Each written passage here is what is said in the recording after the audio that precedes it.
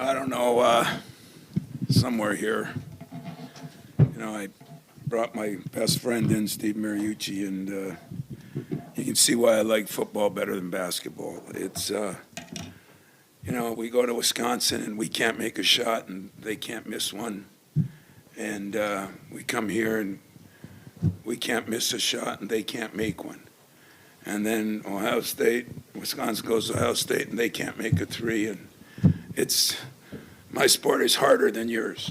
It's harder to coach. I just want you to know that now that I've told you. But I thought it happened when I needed to happen. I thought my seniors, Coop and Jackson, were really good early. I thought Jordan and Jeremy were really good early. I thought Cohen, and that's kind of what we got to be. My four guys got to be good. And they were really good. We did a lot of really good things, mostly defensively. I felt for Mick, his team's a lot better than that. And I guess he upgraded that to a flagrant 2, huh? That's the first time I saw a coach do it, but that sounds like Mick, so he'll get that straightened out. And but maybe on the negative side, to get through it first, is the 14 turnovers, and really 7 of them are bigs. But we had a lot of guys. Denham got hurt his shoulder a little bit. That's why he didn't play, and that was a little hard because I had to play Jeremy more minutes, but I think he's going to be fine. And, we got a little bit more. Cam Ward did a few things. Kurtang hit a couple of threes, and that really helped us. So all in all, it was a big win, 21 assists on 29 baskets. The ball was really moving the first half. I thought we got a little selfish second half and went inside, and it was like a black hole. It never came out, and that wasn't good. But in general, that was maybe as good as we played on both ends of the court, offense and defense. So questions, I'll take them. Tom, you defend, rebound, and run has been the motto all year. How did you see that? All 30 years. That too. How did you see it translate onto the court tonight? Well, when you defend properly, you don't give people a lot of penetration. When you don't get a lot of penetration, you have a lot of better chance to rebound the ball because your bigs aren't out of position. And if you can get that, we can get it out in Jeremy's hands, he can get that break going. And, Jordan got to pull up 3. Cohen had a couple of dunks. It was the way we have to play. Everybody's got a style. Some people are just shooting threes. Some people are walking the ball up, and ours is to defend, rebound, and run. And it's worked most years. But when we don't defend as well, then we don't rebound as well, and then we don't run as well. So it kind of goes hand in hand. Tom, when you look at the three-point shooting, obviously Jordan goes 3 of 3, but teams have been challenging both Jeremy and Cohen to shoot from outside. What does a performance like this do for both their confidence and then also for opposing defenses that might want to cheat back? I thought Jeremy might have played one of his best games, and the reason is he seemed so under control. He didn't take bad shots. He made good shots. I'm still waiting for him to take over a game when they switched defenses. We had some lineups in there that were different. And he's just got to run our team a little bit. That's the only thing I'm asking of him more, and I am asking that of him. But he's made great progress. He really has. And I'm happy for Cohen because it's tough when you don't make shots. But he didn't get to the line, but he did get 16 points. Only 3 rebounds, but he shot it with a high percentage, and it looked good. Even the misses looked good. So I think that'll help both guys, But it's one game. Let's not get carried away. We got to have that on a regular basis. How much does that help to both Jackson and Coop inside to have that defense stretched out? That's the one thing we talked about to Jackson last night after our meeting. He gets so wound up. I told him if he has RPMs like a car, they'd be at 1 billion. And sometimes he just gets himself going. And if he would just relax in there and realize, yes, they're going to double you. You've earned the right for people to double you. But when they double you and you get it out and you move the ball around, then other guys get wide open shots. and sooner or later they're going to have to quit doubling you. So, I think he learned something too tonight, and that he got it out good, had some great cross-court passes. We moved the ball. Jeremy made a couple of great plays getting it out. So, hey, we played better, but that wasn't the UCLA team that I watched on film. They're a lot better than that. And so did we make them a little better? I bet you Greg Gard said Michigan State's a lot better than they were tonight. Did we make them that way, or was it one of those nights? It was probably always a combination. Tonight I think it was a combination. And that's the hard thing, boy, when you're a team from out there and you come here. It's like us going, boy, those 5-day deals they're tough. They're tough. And I think it hit them a little harder today. The guy that I think is really going to help him is Sky Clark. He's a really, really good player, and he's been out for over a month. This was only his second game back, and when he comes back, now their schedule gets a little more friendly. They've got more home games. I think they'll still be a pain in the butt because he's a good coach and they're a good team. Tom, you talked about the defense. Obviously, was as a key tonight. I think 8-minute stretch in the first half they went scoreless, and then like 6 minutes I think in the second half at one point. Because what does that say for you guys and the commitment to hold it? I think 3 off a season low that they just had. Yeah, and they hit 2 threes, I think, because we had 4 turnovers in the last 4 minutes. So, that was the best we could play. They do have enough shooters. They have as many shooters as some of these other teams that have lit us up lately. Minnesota and Wisconsin. So I told my team it's just about a choice that you want to make, and it's about an attitude, and just shows the difference. And you look at our game, the Wisconsin game, Wisconsin down at Ohio State. These swings are enormous, and I don't know why, but I got to try to keep ours, which I think we had done a pretty good job of until that one stretch, but. Everybody's going to have a stretch. Now we got a big game on Sunday, and then be against a team that's playing awfully well right now. Tom, I want to say it was 5 games straight that you guys had trailed at halftime, but that 18-0 run sort of controlled things for you guys. How important was it to see your guys make those choices and sort of command like that when they haven't done that the past few games? Yeah, they hit the first shot of the game, a tough shot, then the kid banked one in, and then you kind of sit there on the bench and say, oh, boy, But it is important we get off to a good start, but I'd much rather get off to a good finish.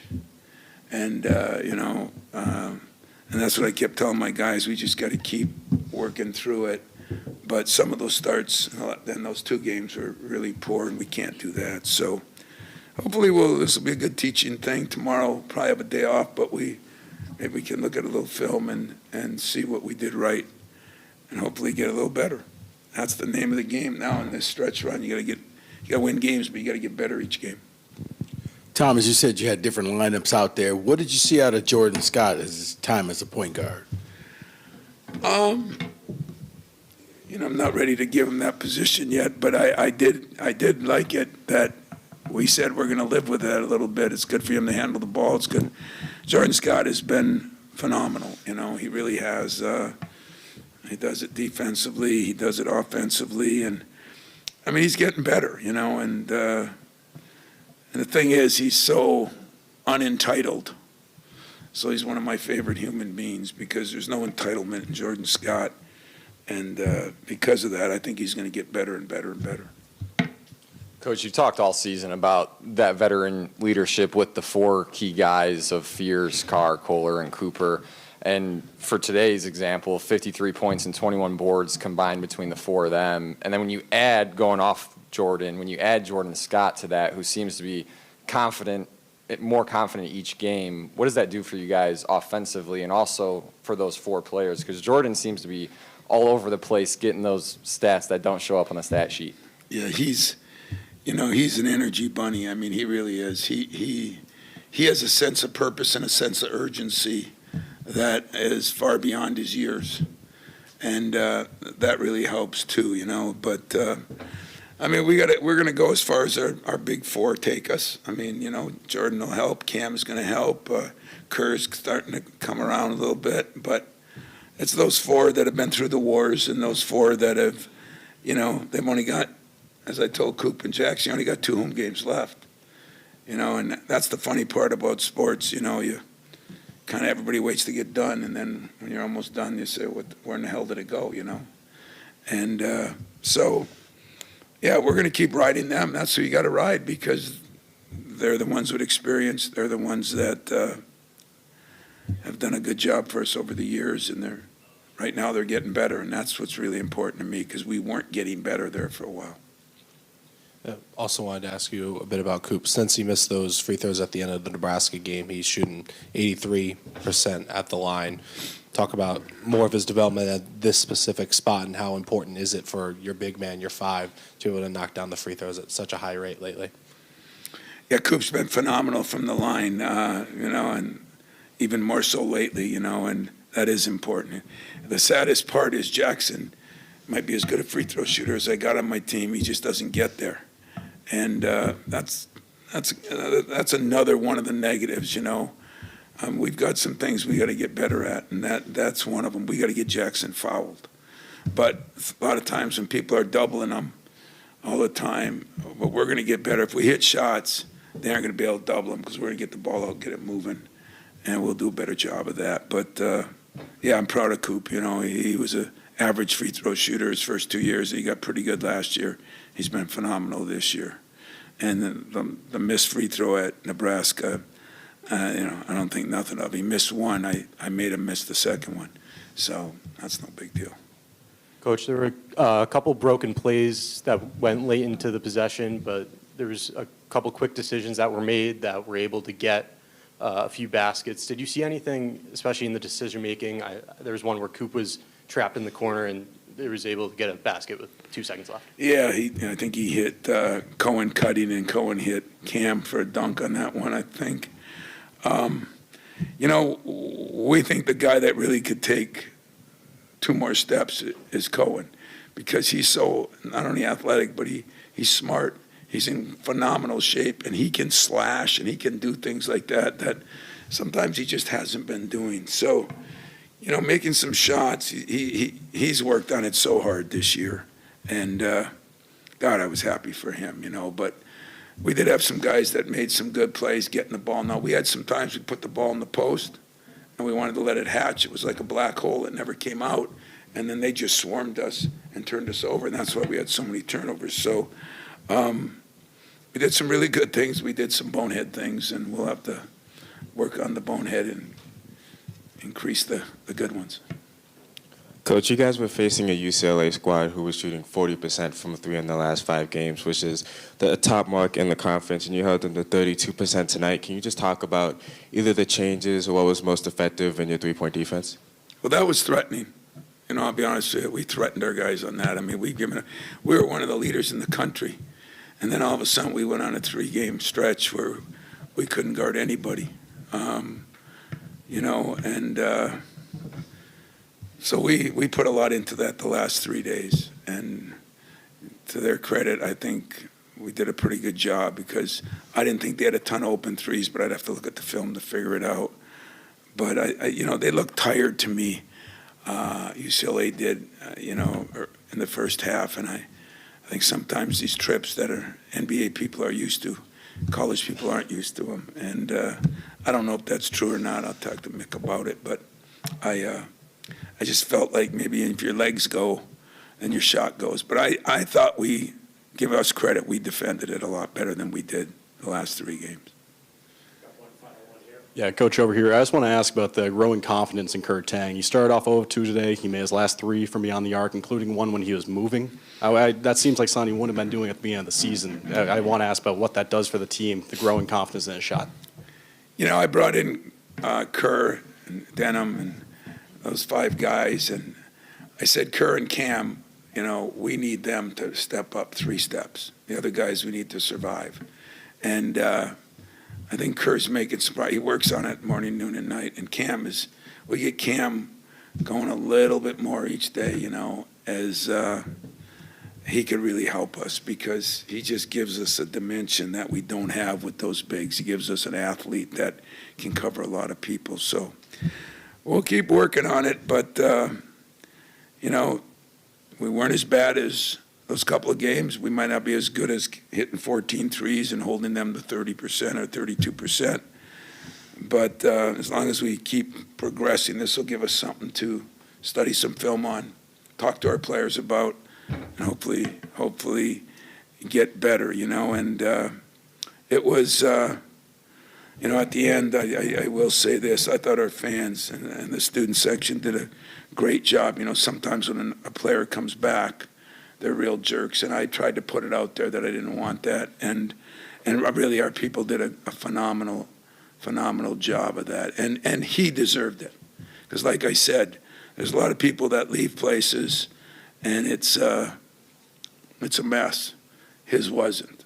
It was done the right way. His parents came in, unlike this poaching and tampering that we got. That thing was solid as a rock, and I appreciated that about him and about his mom and dad and the way Mick handled it. So give them credit. Give our fans credit.